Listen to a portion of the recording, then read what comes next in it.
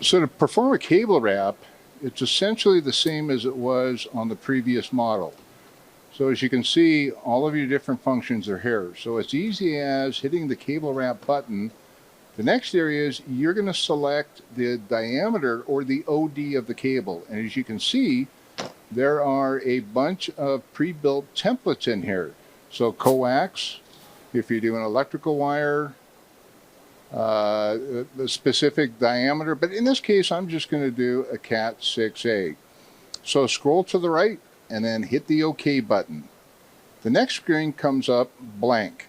So you can do one of two things. Right now, I'm going to serialize this. Now, serializing is where you put in your first identifier. So in this case, it's going to be A01-01. Now, I want to build the entire job instead of hand typing each individual label. So what I'll do now is I will hit the Serialize button here. As you can see, it's going to come up and specify a range.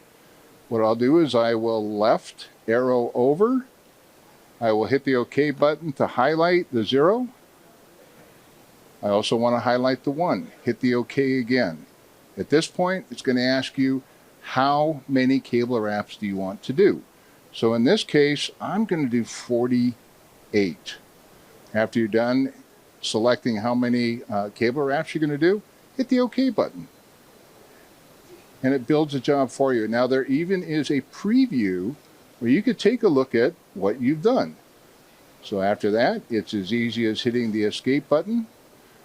You want to hit print next. It's going to give you 3 selections. All is everything that was selected, so all 48. Current is what is on the screen.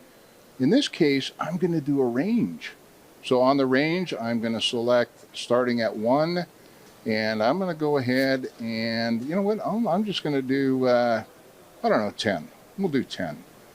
Hit the OK button, and away we go.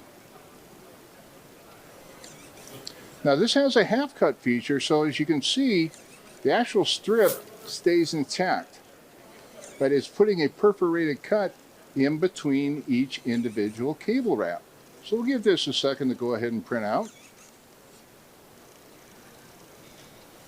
And the beauty of this is that with the half cut feature, you can actually tack it up on the back of the rack, and it's a matter of just peel and wrap, peel and wrap. So very, very easy to do. We should be coming up on the last one here. And here is your strip. Now, if I'm going to wrap a cable, again, what I would do is I would use this area right here to tack up on the back of the rack. And it's simple as peeling off the first label, wrapping that, peeling off the second one,